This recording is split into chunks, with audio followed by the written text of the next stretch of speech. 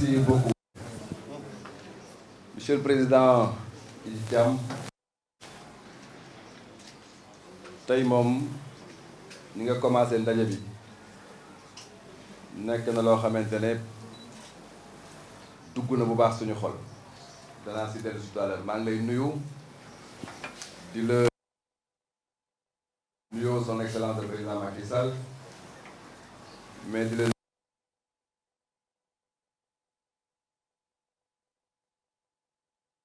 joxal ma ko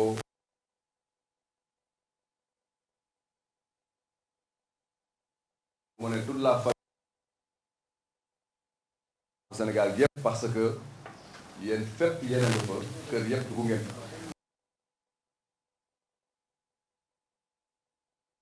ay mag coordonnateur mi ngi nii toog ma koy remercier ci engagement ak ci taxawaayam pour que au soir du 23 janvier 2022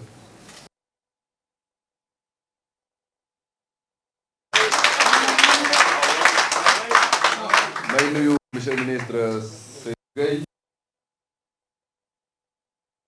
mais di nuyu le directeur de campagne Pape Malick Diop di nuyu Mbacké Seck Koulim Dioum maa ngi nuyu la délégation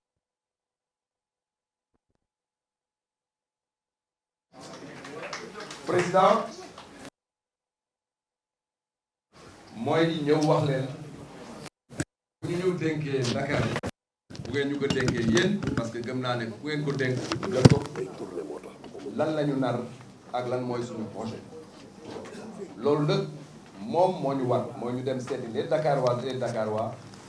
wax ak ñoom expliquer leen lan mooy suñu ambition lan mooy suñu vision par rapport à la ville parce que nag bëgg une collectivité territoriale muy Dakar ak feneen ñëw rek ne fal leen ma loolu dafa xew danga naan kat man lii laa leen bëggal lii laa nar bu ngeen ma dénkee bu ko defee nit ñi évaluer bu baax xool est-ce que yow li nga wax méngoo naa ak li ñu bëggal leen loolu mooy suñu démarche bon nag démarche yu njëkk yi xamante ne populisme la ñëw rek taxaw yuuxu fal leen ma ñun dañu gëm ne du suñu cër moo tax ñu ñëw monsieur le président fekk leen fii si UNACOIS pour wax ji lan moo ñu intéressé lu ñu intéressé mooy suñu réew Sénégal benn bopp la kenn mënu ko xar ñaar loolu nag boo si wéeroo da ngay ñëw si li xamante ne moom mooy ville capitale mooy mooy Dakar xam ngeen ne benn ville la boo xamante ne ñun ñëpp ko bokk mën naa wax sax ne booy laaj Dakar war nga mën a dem si capitale régionale bu nekk war nga mën a dem si région bu nekk ne leen jàppale leen ma pour ma gagner Dakar parce que Dakar dafa nekk benn ville synthèse boo xamante ne ñëpp fi daje ñëpp ko bokk loolu tamit il est extrêmement important ñu koy waxale bon nag maa ngi tàllal loxo les 14 régions du Sénégal ne leen jàpp leen si parce que Dakar ñun ñëpp ko bokk président Idi ñu ñëw effectivement fii si UNACOIS li ñu def dañ ko xam bu baax a baax parce que dañ xam fan ngeen toll si économie réew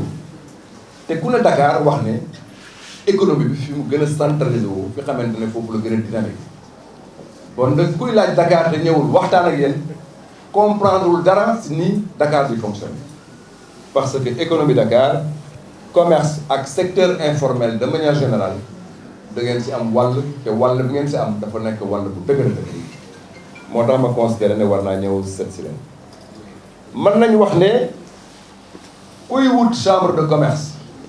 man nga daw ne maa ngi seeti commerçant yi maa ngi seeti secteur informel maa ngi seeti les femmes qui sont dans les réseaux d'entrepreneuriat mën naa seeti les jeunes ambulants et cetera mais ku yaakaar ne kuy seet ville waroo def comme kuy seet chambre de commerce wala chambre de métier loolu dama comprendre loolu daal parce que la ville capitale moo gën a war a mën a sax taxaw les commerçants les ambulants les femmes transformatrices les femmes commerçantes et cetera parce que une ville comme Dakar daf leen war a jëriñ bon nag dañoo toll jamono boo xamante ne dépassé nañ collectivité territoriale yi xamante nañ fi newoon rek ñu ne commune foog ne en réalité action politicienne rek la ñu war a dox mais une commune moderne comme ñun bi ñu bëgg a tabax comme man bi ma bëgg a mettre en place bu ngeen ma joxee effectivement cette commune mooy commune boo xam ne day am une fonction économique buy jëriñ les opérateurs économiques loolu aussi il était important que président la coalition Benno Bokk Yaakaar bi xamante ne équipe la man peut-être ma takk brassard bi ànd ak samay nawle ñu bëgg gagner les 19 communes yi nekk fii ci Dakar am nañ programme boo xamante ne programme bu wër la bu jëm sur l'activité économique bëgg nañ def une ville boo xamante ne day orientée vers l'économie urbaine parce que nag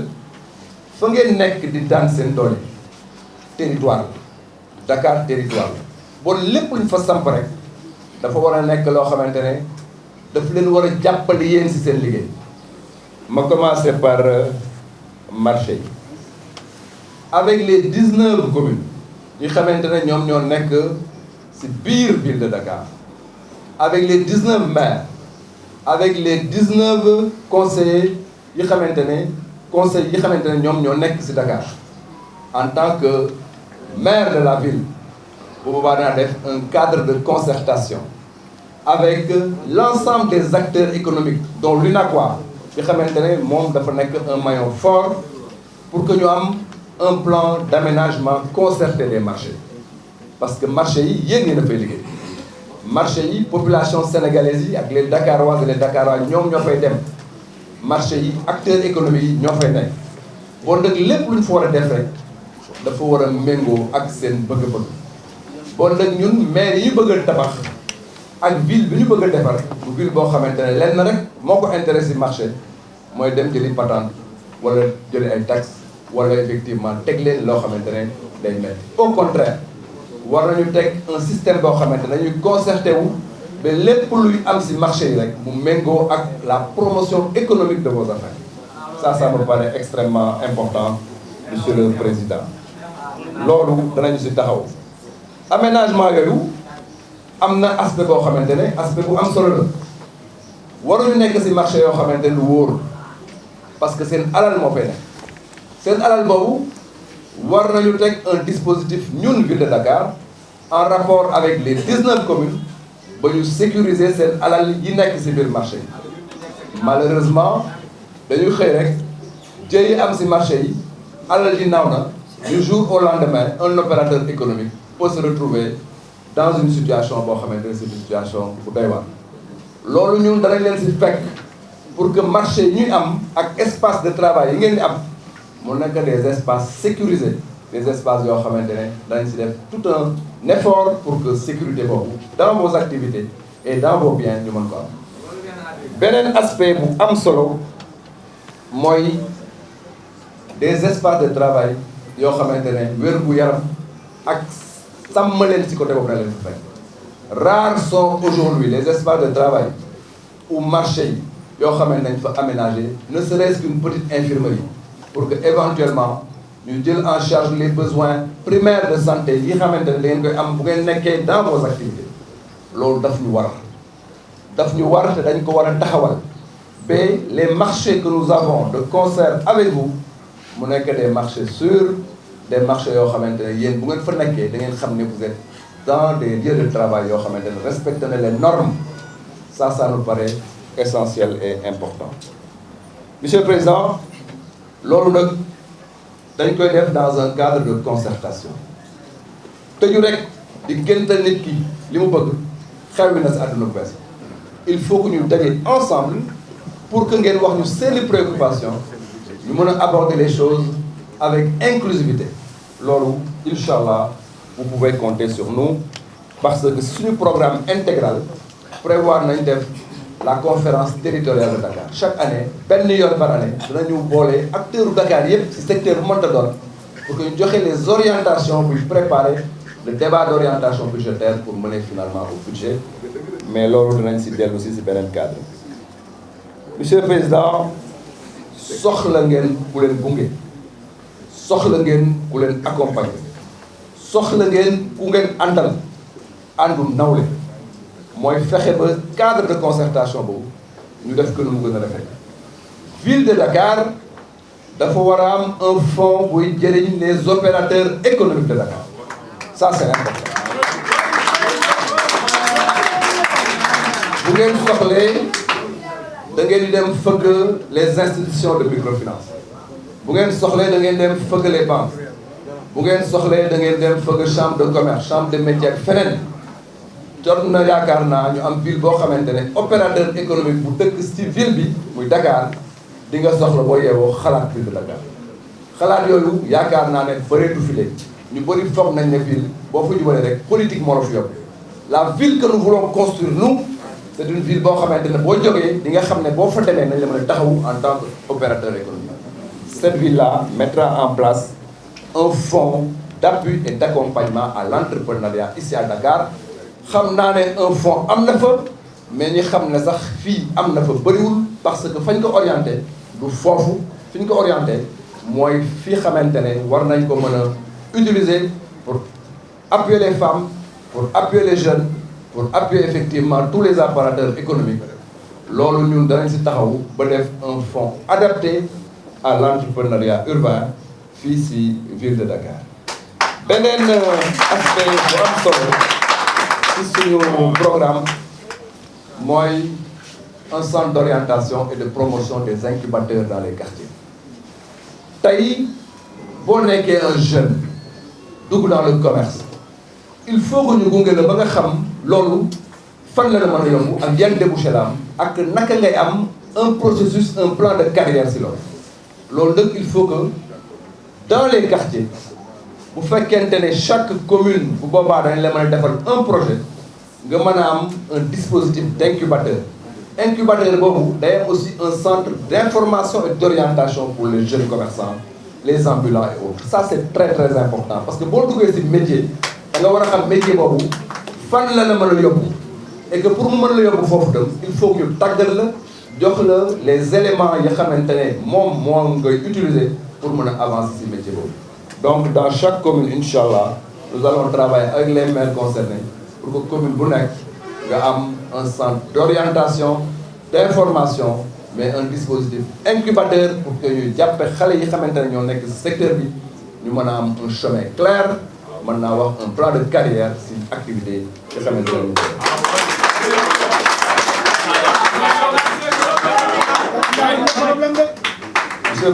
Monsieur le Président xam naa damay gàttal parce que suñu programme comme ni ma ko waxee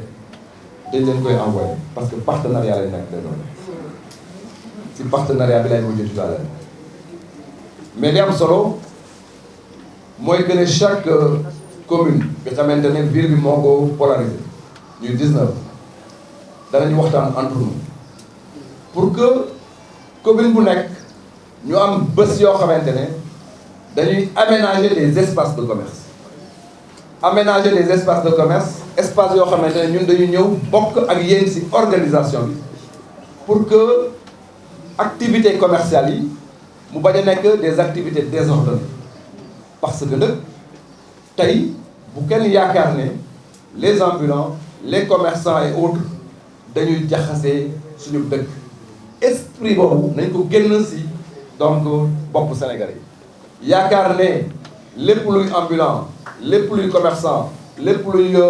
marché hebdomadaire et cetera day jaxase dëkk bi day yàq cadre de vie bi loolu ku ko yaakaar rek da ngaa amul gis-gis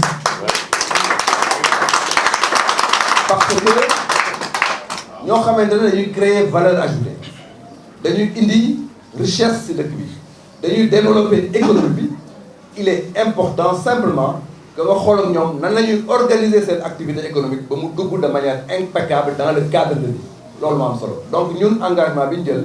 mooy bés bu ñu nekkee à la tête de la mairie dañ liggéey ak yéen pour que ñu aménager des espaces de commerce yoo xamante ne ku fu ñëw dana xam ne ville bi kat mi ngi encadré ay commerçants mi ngi encadré ay ambulants mi ngi encadré effectivement ay marchands mi ngi encadré jeunes yi ak jigéen ñi mais ñu bañ leen jël rek comme des gens yoo xamante ne dañ leen di bàyyi fenn lundi mardi ñu yekk leen fa mercredi ñu yóbbu leen feneen jeudi ñu yóbbu leen feneen ainsi de suite ñun dañuy ànd ak yéen dans un processus d'intégration au cadre de vie qui doit être un cadre de vie boo xamante ne day nekk cadre de vie pour Dakar.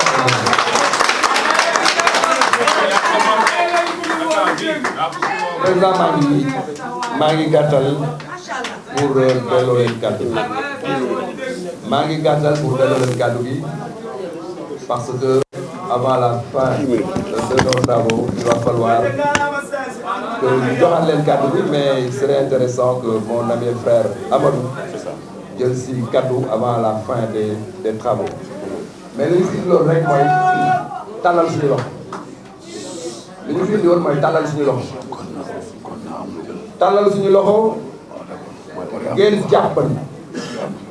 tàllal suñu loxo ñu ànd ensemble tàllal suñu loxo ñu àndu nawle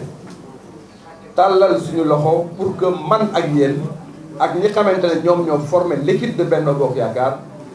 ñu defar beneen Dakar. bu mënuñu defar beneen Dakar 2009 ba 2014 ba fi ñu toll bu ngeen déggee ville de Dakar rek ñu ngi leen di dégg ci xëccoo ñu ngi leen di dégg ci fitna ñu ngi leen di dégg ci problème yoo xamante ne population yi tax duñu comprendre problème boobu fu mu jël ñun dañ bëgg defar une ville au service des populations ville boo xamante ne defar cadre de vie yi ni mu gën a dana taxaw ci sécurité dana taxaw ci santé population yi dana taxaw ci éducation dana taxaw ci financement des activités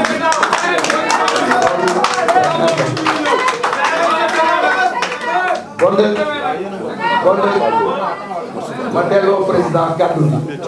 tey dañ leen seet rek mais campagne bi bu démarré dañ leen envoyé tous les éléments de notre programme mais li ma dégg léegi président wax ko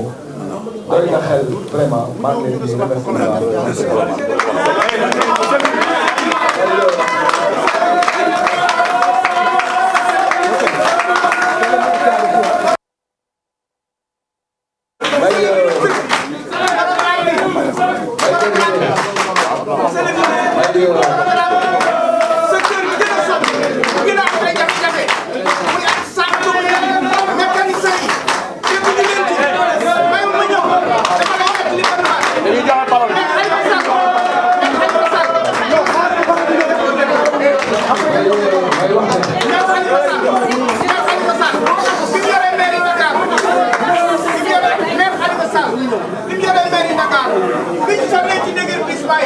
dañoo ànd ak président Aliou Sow mii am ak moom audience bi ñu demee toog ak moom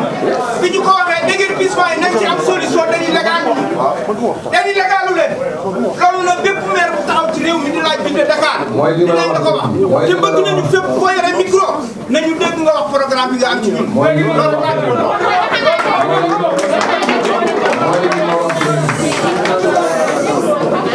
mooy li ma wax léegi boo yoree ville de Dakar illégal ci yow mooy di nekk ville de Dakar kooku moo légal ci yow boo dëgg ñu ne légal leen ñàkk xam ville lan mooy taxawaayam moo tax ñu légal leen ci légal mooy ki xamante ne nekk na ci ville bi dëkk fi kooku moo légal boo dëgg ki xamante ne mooy maire de Dakar dafa war a comporter wu en bon père de famille donc man le maire que je serai ce sera le maire qui est un bon père de famille mooy dem di nemmeeku les acteurs économiques de Dakar ci lan lañ nekk lu ngeen nekk ma ànd si ak yéen mais ànd ak yéen si dëgg ànd ak yéen si ngor parce que nag du ma nekk un maire de Dakar démagogue damay nekk un maire de Dakar boo xam ne damay ñëw pencoog yéen problème mu Dakar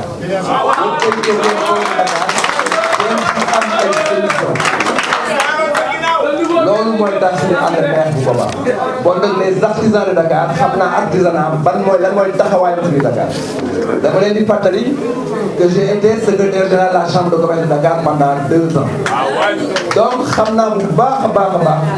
liggéey di liggéey ak fan la nekk bon nag bu fekkee ne liggéey naa ak yéen xam chambre de commerce lan moo fa nekk xam chambre de métier lan moo fa nekk xam naa bu baax seen soxla bu koy considéré li nga bëgg mooy indi ville de Dakar mu commencé toppatoo les acteurs économiques de Dakar donc une ville de Dakar orientée vers la prise en charge des activités économiques. Merci beaucoup jërëjëf kon gars yi dañuy leen jox kàddu léegi temps bi ñu amoon ak rajo bi ay 5 minutes ci des ñu may rek Moustapha Lo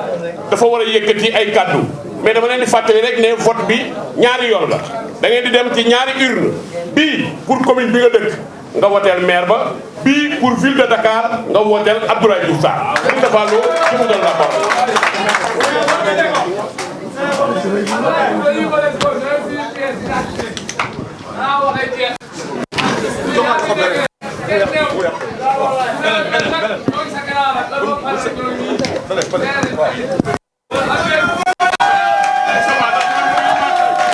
tey ci endroit boo xam ne dafa mythique am na lu ci Ousmane Ndiaye wax léegi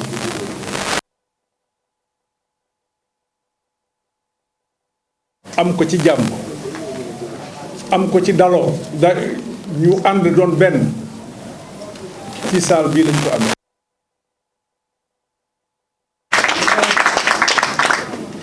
Ablaye sa programme leer na dama ñëwoon tey seet si opérateur économique Sénégal bu dee téeméer la juróom-ñeent fukki ak juróom-ñaar secteur informel la dama xamul ndax dégg ngeen ma bu baax juróom-ñeent fukk ak juróom-ñaar boo ko jëlee jël li Sénégal am yëpp juróom-ñeent fukki ak juróom-ñaar secteur informel la opérateur économique ñoo yor réew mi lu ñuy dundee moo xam mairie la moo xam état la li ci ëpp ci opérateur économique yi la jóge li ci ëpp moo xam ci seen liggéey ngeen ko fay moo xam ci seen kër ngeen ko fay kon yéen seen choix dafa am importance seen choix dafa am importance kuy liggéey yéen lay liggéeyal waaye yéen it ko ngeen jàppalewul du liggéey ndokk nag bi ngeen xamee fi président Macky Sall jëmee réew mi ndokk nag bi ngeen waxee Abdoulaye Diouf Sarr fii ci Dakar ak jaar-jaar yi mu am ak xam-xam bi mu am ak it li nga xam ne mën nañ ko seede ci moom ñëwul pour jaay leen li tubaab di wax vendeur d'illusion lim leen wax lu leer la lu mën a nekk la incha allah luy nekk la xam nga lu tax muy nekk xam nga état dafa am nu mu organisé boo ñëwee Dakar fii 2009 ba tey daanaka opposition moo ko yor 2012 la fi président Macky Sall ñëw opposition yor maire yu Dakar wala yor beneen maire lu mu yokkal Macky Sall lu mu ko wàññi kon déjà ñiy wër di wax élection bi élection Macky Sall nax nañ seen bopp yéen lañu bëgg a nax te loolu du Macky Sall moo ko andi bi Sénégal amee décentralisation ba tey noonu lay doxee da di kay lam ci yokk ci acte 3 dafay permettre maire yi gën a am sañ-sañ maire yi gën a am responsabilité Abdoulaye Diouf Sarr mii maire Yoff entraîné na fa bu baax xam na li may wax lu mu doon musu leen dégg bi fi Macky Sall ñëwee léegi benn maire que muy opposition wala muy pouvoir ne état bi dafa ma bloqué wala dafa ma yàqal musu leen ko dégg fenn waaye déggu leen benn maire bu liggéey te neewul état bi moo ma jàppale kon lay seen intérêt yéen ñi nga xam ni yéen ay njëkk a dimbali askan wi parce que opérateur économique yi am nañu aussi beneen fonction sociale parce que ku amul ci seen boutique yi lay ñëw wala seen kii xam ngeen ni ngeen di lijjanteeg suñu mbokk yi kon yéen ñu war a jàppale ngeen waaye yéen it ñu war a tànn ngeen looloo tax warul leen nangu pour seeni intérêt muy économie muy stabilité réew mi maire yi di waroo ak état population yi ñoom ñooy perte ku leen wax leneen lu dul loolu population yi ñoom ñooy perte am na lu fi Ousmane Ndiaye wax léegi bu ko wax loolu du ma ko wax témoin laaj dañoo ñëw fii di bind impôt ma fii ñëw directeur général impôt laa woon ban mairie moo ma doon fay benn mairie fayu ma état moo ma doon fay lañ fa bind wax koog yéen état bi moo ne lii laa ci bëgg ndokk nag bi ma fi ñëwee président Macky Sall daf ma ne bu seen dara yokk loolu la ma waxoon ñu waxtaan ba juboo ci loolu kon bu état bëggoon a lor wala bu bëgg a yàq du demee noonu loolu moom mooy dëgg leneen lu ñu leen mën ci wax ay waxi caaxaan kon Ablaye tu es sur la bonne voie président nee na dina la gën a jàppale parti bi yëpp coalition bi yëpp dinañ la jàppale defuñu ko nag parce que c'est Ablaye Diouf Sarr déedéet d'abord da ngay doon nit ku baax tu es le meilleur candidat fii ci Dakar et tu as la confiance du président de la République te li nga fi wax mi ngi ci plan Sénégal émergent di président yéene Sénégal foofu nga ko jëlee kon kay jàppaleen Abdoulaye Diouf Sarr mooy jàppale Macky Sall mooy jàppale keneen loolu mooy li ma ci bëggoon a wax tey pour ne pas monopoliser la parole may sant waa UNACOIS vous avez une tradition de combat depuis ndem si yàlla Dame Ndiaye en 89 boobu ñu ngi dugal TVA ci réew mi ngeen nekk ak ci wetam di nga ba ngeen jël relève bi gis nañu bu baax li ngeen def ci Sénégal te gis nañu bu baax li leen président Macky Sall téye moo tax président Macky Sall yabal fi Diouf Sarr et incha allah seen ànd ngëneel lay doon et ci Ndakaaru et ci économie bi ci lépp nag jàppale leen ko ngeen jàppale waale aussi commune d'arrondissement yi amatul commune d'arrondissement mais noonu laa ko mën a tuddee les 19 communes parce que état dafa war a articuler am cohérence bu amul cohérence rek am na loo xam ne da ciy sooxe te buy soox ci élection yii ñu nekk du wàññi dara état nag ñëpp la fi nekkal kon jàppale leen listu Benno Bokk Yaakaar te waa Benno yëpp nag nañ doon nañu bokk ndey bokk bàyyi liste ñëpp mënuñu cee nekk c'est pas possible gox-goxaat boo dem y a des problèmes dëgg la mais incha allah am na loo xam ni président dina ko wax ak ki militant mais nag bu militant yi yàqal ñi nga xam ne dañoo bëgg président Macky Sall te politique guñu te yéen ci ngeen bokk kon ñun ci suñu doxalin nañu fexe wone loo xam ni yéen ñi nga xam ne da ngeen am décision bokk leen ci benn parti ngeen mën ñoo ñeme ba xam ne nag suñu kilifa moom la ñu war a jàppale may ko mu liggéey surtout fi réew mi toll ak it fi mu jëm Abdoulaye Diouf sax xam na bu baax fi réew mi toll ndax feebar bi mi ngi fi am nañ ci ay tiitaange yu bari ndokk nag Abdoulaye Diouf sax tu me donnes l'occasion ma féliciter la encourager la ci liggéey bi ndax gis nañu ni nga téye santé mais surtout gis nañu yeneen réew yi ëpp ñu doole fuuf coono ak jafe-jafe yi ñu am ñu nag yàlla suturaal ñu ci sa xarañ ci ndigalu président Macky Sall ak suñuy ñaanu kilifa yu baax ba réew mi yàlla mën ko cee musal donte am na ci tuuti naqar waaye ñu nag yeneen réew yi tolloowuñu ma leen di sant di leen gërëm. jërëjëf Amadou. gantuloo man. yéen ñi fi tey. ne yéen ñi fi teew. dégg naa seen i wax yëpp. dégg naa yéen ñëpp seen wax. am na ñu fi wax ay jafe-jafe ci secteur. am na ñu fi wax jafe-jafe ci seeni secteur.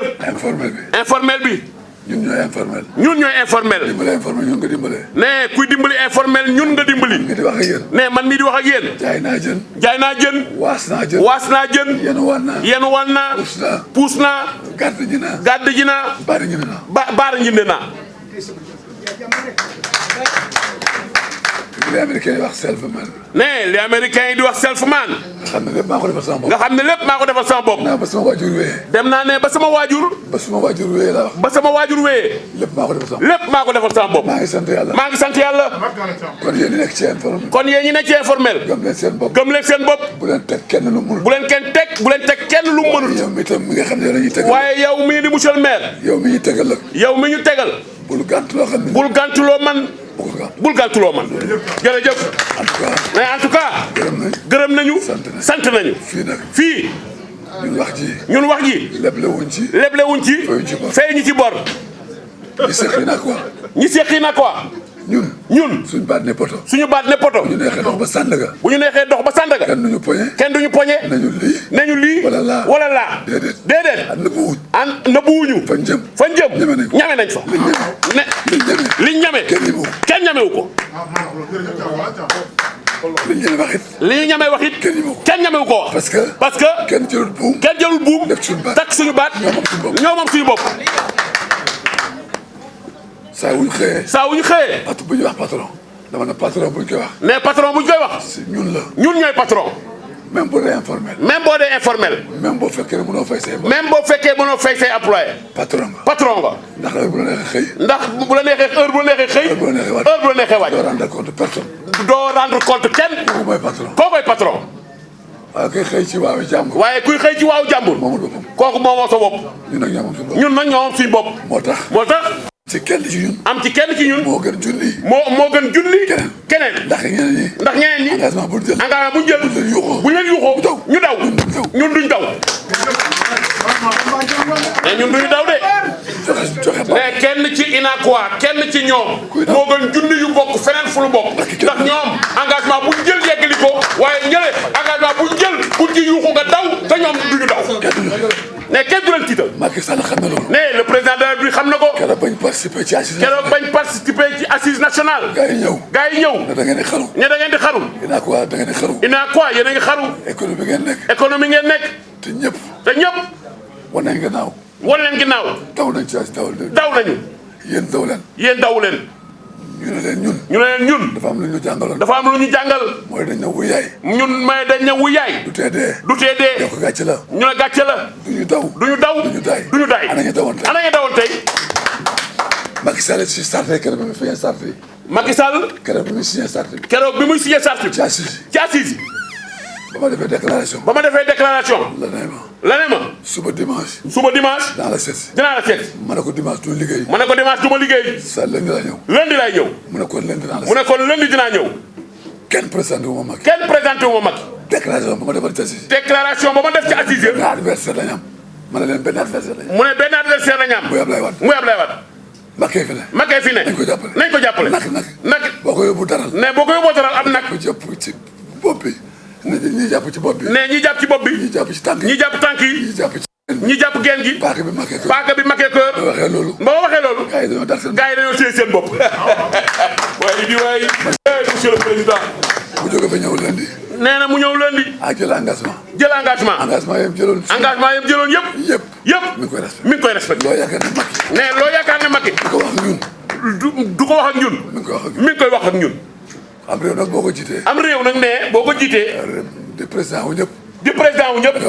foo nga wax ak ñëpp. waaye ñun. gis nañ suñu bopp. ci Macky Sall. du alal jum ñu jox. waaye dafa respecté. daf ñoo respecté. respecté parole yi. respecté engagement yi mu jël ak ñun. loolu lañ ko téye. bu taxawoon. ñu taxaw. waaye taxawul. tey la gën a jàpp. kon tey ñun la gën a jàpp.